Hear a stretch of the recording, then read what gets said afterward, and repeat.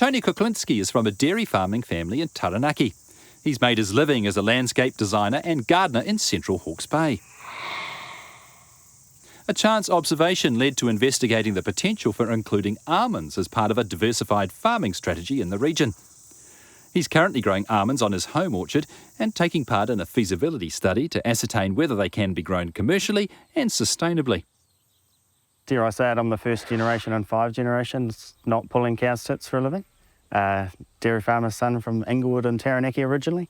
Farm was lost when I was about 15, and I did horticulture at Massey, and then finished up at T2 Station as a cropping manager for Mike Glazebrook, and then stayed in Hawke's Bay. Great place to be. I've been landscaping in central Hawke's Bay for 20 or so years, big country gardens mostly. Maintenance plus hard landscaping as well. Between 12 and 15 years ago, we had 3 droughts in a row, and they were really nasty, and I was working for all these farmers at the time, sheep and beef guys mostly, and it was horrendous. I think some of them were probably running at a loss, obviously.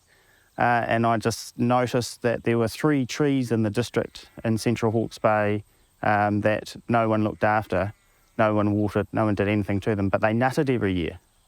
And that's what got me interested in, and I went from there. So I planted 2 varieties initially, and then discovered that there's more varieties and more rootstocks. So now it's a hectare with about 300 trees as an experiment to see what works here and what doesn't. The almond varieties I'm growing, they're all different. They all have different flavours. Some of them are decent croppers, some of them are hardly crop at all. They're all different sizes. Some of them might have like a marzipan flavour. Others are just, nice, beautiful, sweet, fresh nuts that you might want to make an almond butter or something out of. But they're all completely different, dare I say it. I don't know if we've really got any proper commercial varieties here in New Zealand. If you look at the yields that they have overseas compared to what I can get here, we really do need to bring in new varieties and probably new rootstocks as well. Rootstock is peach mostly, or plum, and I found out here that peach was mostly better, and if you want to get more of it, you can simply germinate your own peach stones and then bud or graft onto those. Initially I mould drained because I learned very quickly that they don't like wet feet. You could just have a leaking water trough next door and they'll die. So I mould drained and then planted. So they've all been treated the same, and they've been treated poorly as well on purpose to see if they can handle a harsh condition here. Then, if you look after them in a proper environment, then they'll grow better. They flower before everything else. They flower before your peach or your plum or apricot or any other stone fruit. But it doesn't matter if you're having a light ground frost. It's not a big deal because the trees are above ground, obviously. So as long as you don't have an air frost, you can usually get pollination and then go from there. Some of them started to flower in the start of August into September, and some of them are still trying to flower in October. But we were wet all the way through and we had no drying.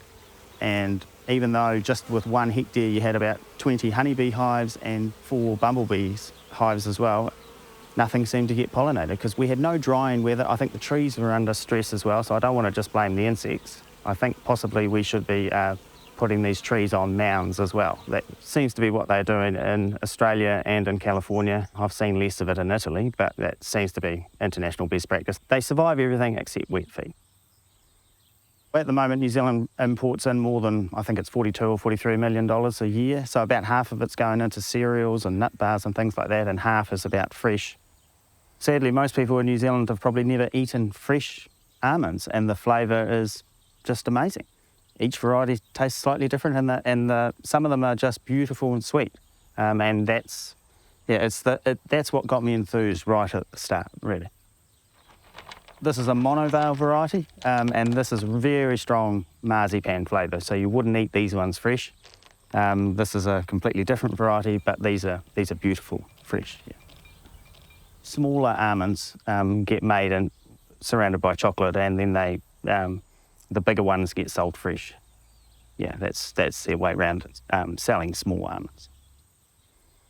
I ran into Fiona Clark in Waipawa at I think it was a job summit put on by the local council, and she introduced me to a scientist at Plant and Food in Havelock North, and it just went from there. I've been working with them for the last 2 or 3 years, and the report on the feasibility of almonds as an industry for New Zealand. That'll be due out soon. We've had Pick Peanut Butter as putting some money into that one.